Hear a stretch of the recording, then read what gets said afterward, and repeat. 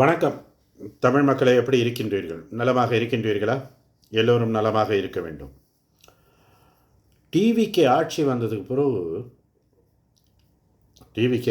பிறகு எல்லாருமே அலறி கொண்டிருக்காங்க. நான் நேரத்தோட வந்தா நான் முதலமைச்சர் இருப்பேன். நான் நேரத்தோட கட்சி ஆரம்பிச்சிருந்தா நான் முதலமைச்சர் ஆகியிருப்பேன். எங்கே வந்து எதிரொலி கேட்குதுன்னு சொன்னால், ஆந்திரா, கர்நாடகா, கேரளாலேருந்தெல்லாம் எதிரொலிக்குது. சரி, அங்கே தான் எதிரொலிக்குது. தமிழ்நாட்டில்னு பார்த்தான்னு சொன்னால், தமிழ்ந்தே வந்தான் ஒருத்தன். ஒரு பொம்பளை காலில் விழுந்து முதலமைச்சரானான். அதான் அந்த நாதாரி எடப்பாடி. அவன் சொல்கிறான் டிவிக்கே வந்து பொம்மலாட்டம் என்று. அவனுக்கு வந்த வாழ்வு. அடிக்கு பொண்டாட்டி இல்லைன்னா புள்ள எத்திரின்னு கேட்டான். அந்த மாதிரி கதை தான் அவனுக்கு. அவன்கிட்ட கட்சி அவன் காப்பாற்றுறதுக்கு தடமாறி கொண்டு தெரிகிறான்.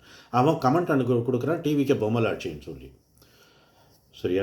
இந்த பக்கம் இவன் திமுக காரங்க சட்டசபையிலேயே எதிர்கட்சி தலைவராக இருந்த ஒருத்தன், சரியா, அவன் பதிவு பண்ணான், ரீல்ஸ் ஆட்சி நடத்தாதீங்க, ரியல் ஆட்சி நடத்துங்கன்னு சொல்லி. இப்போ நீங்கள் என்ன பண்ணிகிட்ருக்கீங்க?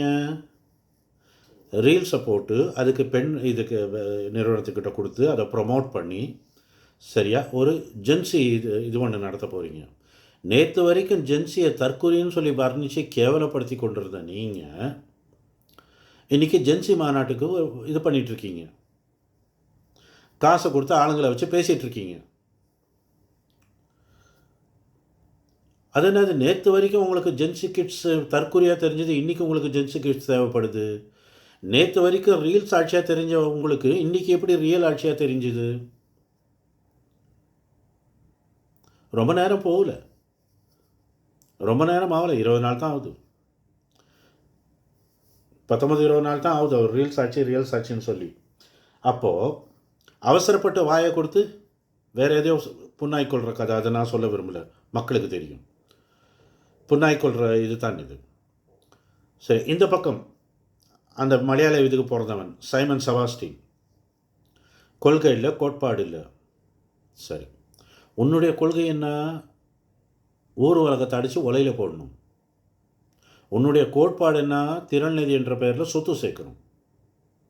அது டிவிக்கு கிட்ட கிடையாது தம்பி. அப்படி ஓரமாக போய் விளையாடு போ.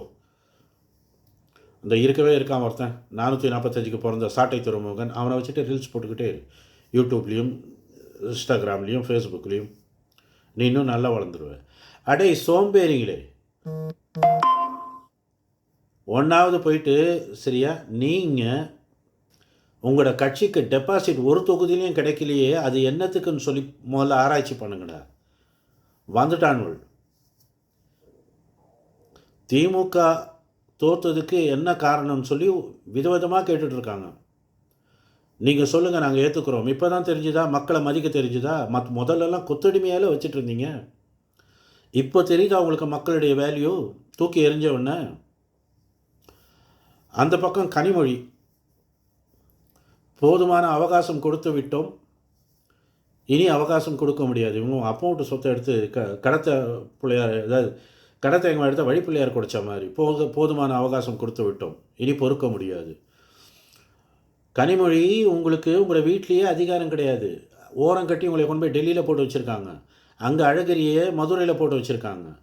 தமிழ்நாட்டே, சரியா, உங்கள் அண்ணனும் உங்களோட அண்ணன் மகனும் தான் சொந்தம்ன்ற மாதிரி நடந்துக்கிட்டு இருக்காங்க.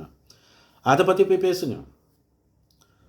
நீங்கள் மற்றதெல்லாம் வேணாம், முதல்ல உங்களோட வீட்டில் இருக்கிற பிரச்சனையை பிடிங்க. சரியா? உங்கள் அண்ணன் சொன்னார், உங்கள் அண்ணன்ட மகன் சொன்னார், நீட் தேர்வை எப்படி முடிக்கணும்னு சொல்லி எங்கள்கிட்ட தான் அது இது இருக்குதுன்னு சொல்லி. இது வரைக்கும் அது வெளியில் கொண்டு வரல. அதை பற்றி பேசுங்க. இளம்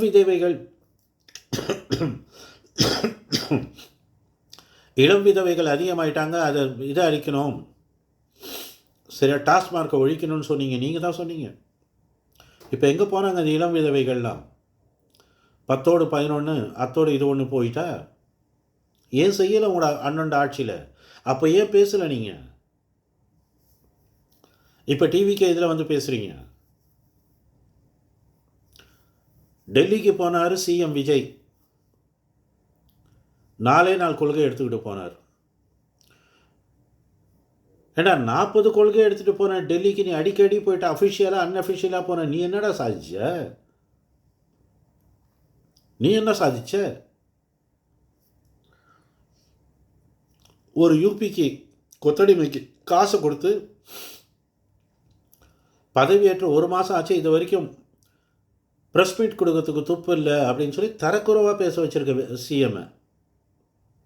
அந்த பொண்ணு பேசிட்டா. ஆனால் நாளைக்கு கேஸ் வந்துச்சுன்னா அந்த பொண்ணு தான் கோர்ட்டு கேஸுன்னு அலையணும். இவனுள் தப்பிச்சிருவானுவள். இவனுக்கு தான் அடுத்தவனை மாட்டி விட்டு வேடிக்கை பார்க்கறது ரொம்ப ஈஸியாச்சே. அடுத்தவனை மாட்டி விட்டு வேடிக்கை பார்க்கறது ரொம்ப ஈஸியாச்சு. டெல்லிக்கு போயிட்டு எத்தனை இது நிறைவேற்றிருக்கீங்க? நீங்கள் செஞ்சுருக்கீங்களா? நீங்கள் உங்களோட வாயால் தான் சொன்னீங்க, நிதி கொடுக்குதில்ல மத்திய அரசு நிதி கொடுக்குதில்லன்னு சொன்னீங்க. சிஎம் விஜய் கஜானா காலின்னு சொல்லப்போ கூட அடுத்த நாளே ஒரு அறிக்கை வந்துச்சு உங்களோட வாயத்தை வந்து. அங்கே ரங்கராஜ் பாண்டே இது வரைக்கும் 11,000 கோடி மத்திய அரசு மாநில அரசுக்கு நிவாரணம் கொடுத்துருக்குன்னு சொன்னால் அப்போயே உங்களோட வாய் மூடிட்டு கோமாவில் போயிட்டீங்களோ? கோமாவில் இருந்தீங்களா? கோமாவில் இருந்தீங்களான்னு கேட்டேன். அப்போல்லாம் கூட வாய் திறக்கலை. இன்னொரு விஷயத்த சொல்கிறேன். அதை நான் எதை சொல்கிறேன், யாருக்காக சொல்கிறேன்றது இதை பார்த்துக்கிட்டு இருக்கவங்க தான் கீழே கமெண்ட்டில் போடுங்க. முள்ளால் தான் எடுக்கணும். முள்ளால் தான் எடுக்கணும். யாருக்கு தெரியும்? அவன்ட விரலையே வச்சு அவன்ட கண்ணில் குத்த போகிறாரோ என்னவோ தெரியும் நம்மளோட சிஎம் விஜய். இதை நான் யாருக்காக சொல்கிறேன்றதை கமெண்ட்டில் நீங்கள் சரியாக கெஸ் பண்ணிங்கன்னு சொன்னால் சொல்லுங்கள். ஆனால் இப்போ நான் சொன்னதுக்கு காலம் பதில் சொன்னோம் கூடிய விரைவில். அது வரைக்கும் அதை நான் சொல்ல விரும்புகிறேன். வேறொரு விஷயம், ஒரு பிரச்சனை ஒன்று வந்திருக்கு. அந்த பிரச்சனையை வந்து சம்மந்தப்பட்ட அதிகாரிங்கக்கிட்ட நான் டெலிஃபோன்லேயும் இமெயிலையும் நான் கேட்டிருக்கேன். அதோடைய பதில் வந்து இன்றைக்குள்ளே கிடைக்கும்னு சொல்லியிருக்காங்க. அவங்களோட பக்கத்தில் இருக்கிற நியாயத்தை சொல்கிறேன்னு சொல்லியிருக்காங்க.